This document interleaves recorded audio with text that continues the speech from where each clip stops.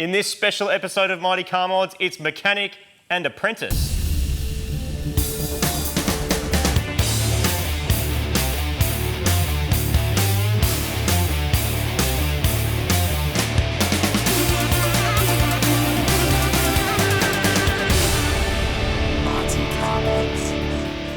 Welcome to another episode of Mighty Car Mods. Alan, are you excited? I am excited. Excited about being able to boss me around?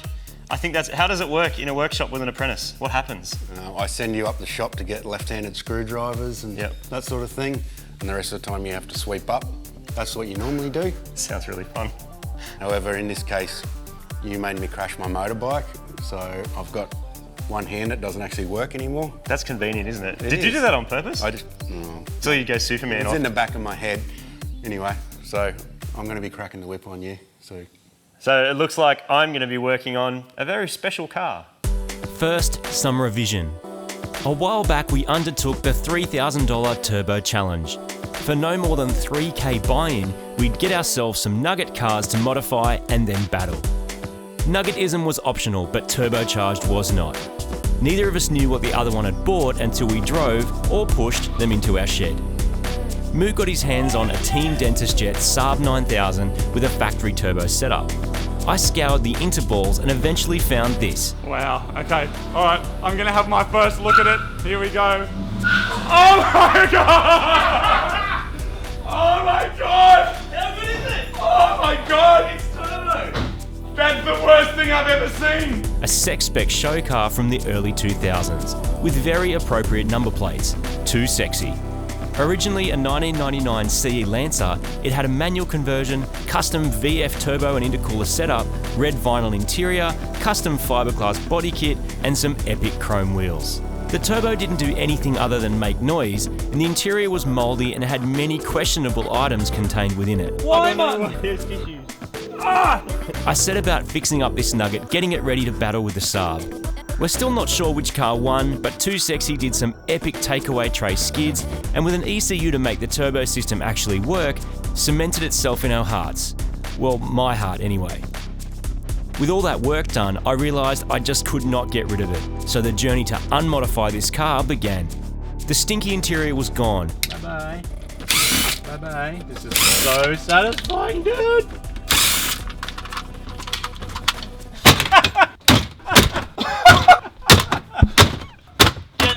Get off my mad car! Evolve! Whoa, you win! The multicoloured panels were not fitting for a show car or the kind of car that I wanted to turn Too Sexy into, so we fixed that up. Ladies and gentlemen, here it is. Too Sexy, the Evolution. Oh, it's blue! It's blue! We converted it to run ethanol, turned up the boost, installed some Honda parts, and managed to squeeze a solid 135 kilowatts out of that tiny 1.5 litre engine. We then took it to Sydney Motorsport Park to battle another questionable Evo, a stock auto Evo 10, which it walked away from on the straight at 150 k's an hour, right before it grenaded the motor, which was probably more due to user error and worn out shifter parts than any other reason.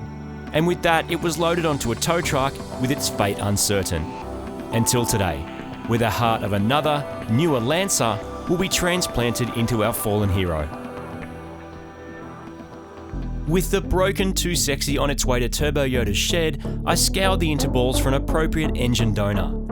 Evo engines were way too expensive for this nugget, so the next best thing I could find was a 4G69. It's a 2.4 litre version of the famous 4G series of engines, but it's not as strong internally and it's single overhead cam. You're more likely to find one of these in your grandma's daily or your mum's SUV. That's the bad stuff. The good stuff is that it can be strengthened a lot, and as a bonus, you can fit some Evo parts to help it flow better. Not only that, it's almost a bolt-in swap, meaning we won't have to spend days and days of time fabricating stuff. We got this donor car from a local wreckers. It was easier for them to give us the whole car and we send them back the scraps, so while I made my way up on a plane, Al and some mates got busy stripping the donor car. Al's not-so-secret hobby is dirt bikes. So before he'd let me get stuck into the work on the car, he decided we needed some zen and motorcycle thrashing. So we went for a trip out to one of his favourite forest tracks with some mates. The day started great with our little K truck getting us to our destination, but then out of nowhere, this happened. Whoa! Oh! Another rider is coming in hot from the other direction and collides with Al, who's leading the way. You right? You right? I'm hard. You right, mate? Oh, jeez, man. Holy hell. Are you alright, mate? Yeah, I'm good. Jeez. Are you alright, mate? Yeah. Oh, They somehow managed to avoid a full head-on with the other rider flying off into the bush. Al's hit pretty hard on his hand and his arm. don't you? So we've just been riding out in the bush because we're getting started on the car tomorrow. And poor old Alan has had a head-on with someone else who was coming down the trail. Hard to avoid, blind corner. And it's thrown him off his bike and looks like he has damaged himself. So could be the apprentice doing a lot of the work on this particular job. But we're going to get him back to a doctor and make sure he's all stitched up. And he might be just modifying Too Sexy one-handed. But it starts to...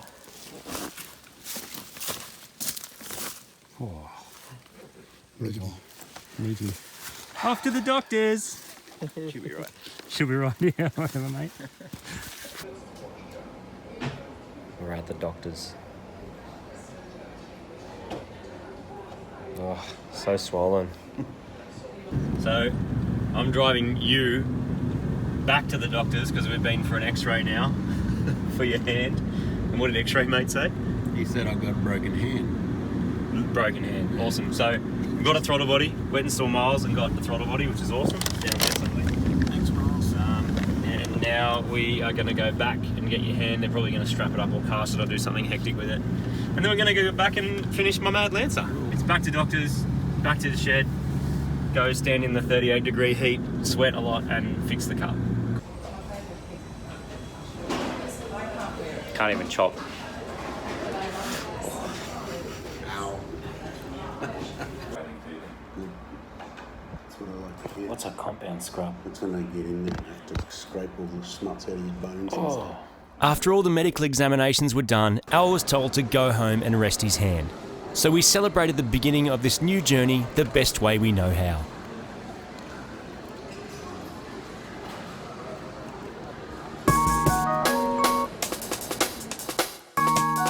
Too Sexy had been rolled off the truck broken and dumped unceremoniously in the corner of Al's yard. So the first thing we got to do is extract it.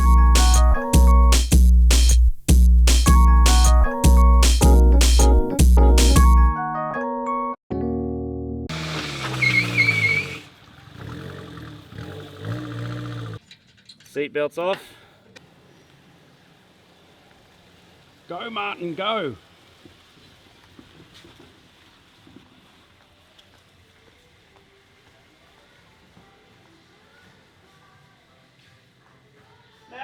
Like a glove.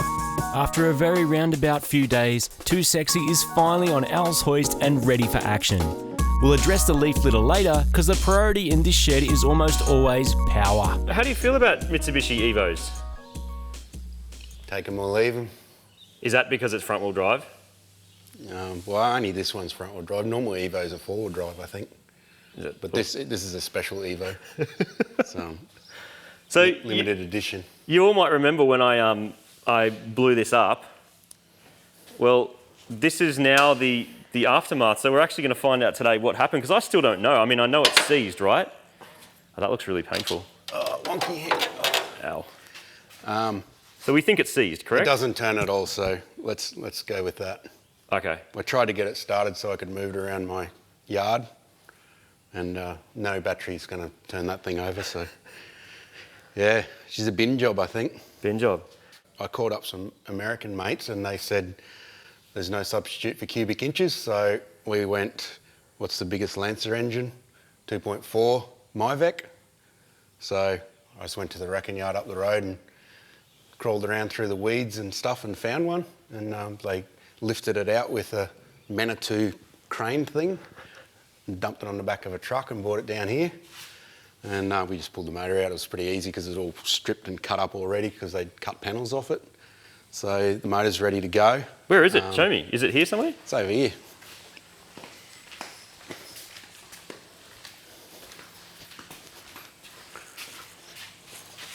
Cool. I mean, it doesn't really look like much, does it? No, this is like the best Mitsubishi 4-cylinder that they made, so that's why we chose it. That's controversial. It's, the limited edition Evo's got this. Oh, right. In front-wheel drive non-turbo form. Yep. So, yeah, it's like the pinnacle. So the rumour is, Al, that these bolt in, or almost bolt in, right? I've heard that rumour, but I think it might have been from you, so I don't know. We'll find out. It should do. So the order of operations today is, I pull out the old motor, right? Yep. Then what? The order of operations is you have to do everything because my hand doesn't work anymore. So yeah, pull the motor out and gearbox, just dump her all out. Take to the dump, or put it on Gumtree, whatever you want. Dump. Then we'll just pull all this apart, strip the wiring and everything off it. We've got the whole wiring loom, so we're going to use that even though we're not using the factory computer. Then we just got to find, there's like a mount combination that works for that engine into this car because this is out of a later model vehicle, like a newer Evo. So we can bolt it in, but we just need to figure out this one side mount on this side that's got some special combo of Mitsubishi bits that works. That looks a lot like the mount that was on the Honda engine, doesn't it? Fortunately for us and the 3 operational hands between us, we'll be able to do this swap on the hoist, which means way less crawling around on the floor. It's also pushing 38 degrees Celsius outside, that's 100 degrees Fahrenheit plus, or over 311 Kelvin. So it is hot. So first thing we need to do is drain all the fluids out of it. We've got to get the coolant out and all that stuff anyway, just so it doesn't leak once the motor actually comes out, the radiator comes out. But we're going to drop the oil, and this could be quite interesting for science, because if a whole bunch of metal comes out of there, we can assume that the engine has exploded inside itself. Or there might be no metal in there. It might just be locked up, so now's the time. Yeah. Hey. What do you do? What is it? Alan, look. Is that water? Look what's dripping out of the sump, dude. What does that mean? You've undone the wrong bung. That's the coolant drain. No, seriously, what? That's I've never seen that before. Oh, that's not supposed to happen. Coolant in your oiling system is never a good sign. Look on the bright side, it's going to be heaps quicker to drain the radiator. Even once the coolant stopped flowing, the oil wasn't looking good. Oh, it's so milky. There's no saving this engine, so it's going to the dump to be recycled into a fridge, and we can get started pulling apart the front of my Evo. Too sexy!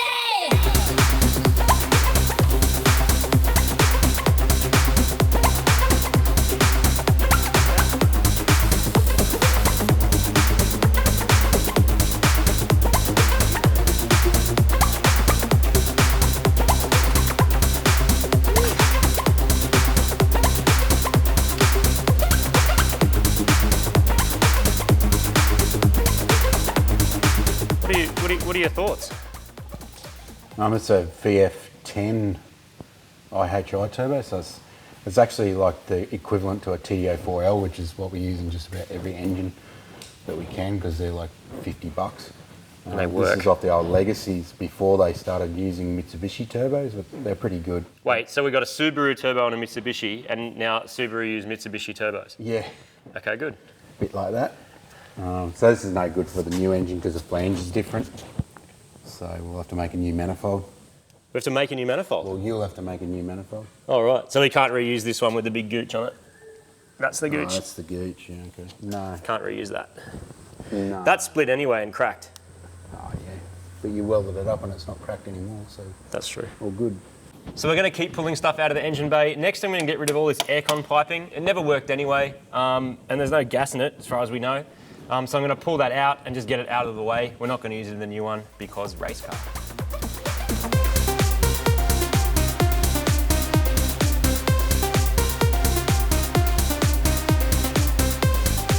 I've got to disconnect everything inside, which sounds easy because there's a roll bar in the way.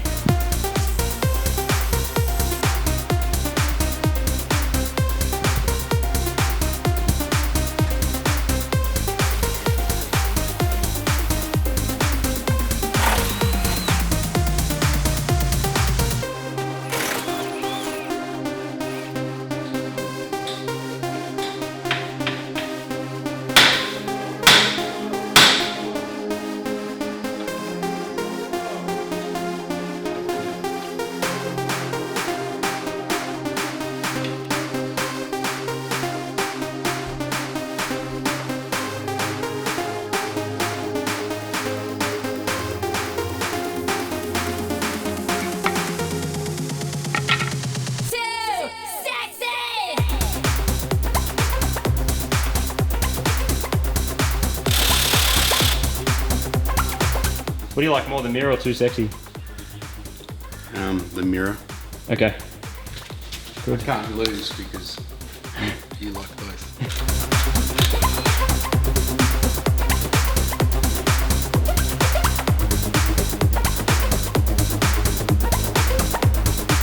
The busted up and broken 1.5 litre engine is dumped out of the car the same way it went in at the factory, from underneath. We'll tear it down to see exactly what let go in an upcoming video.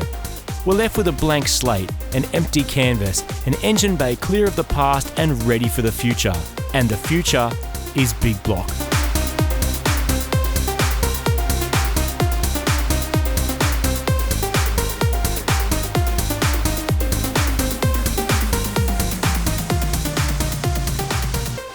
Engine's out.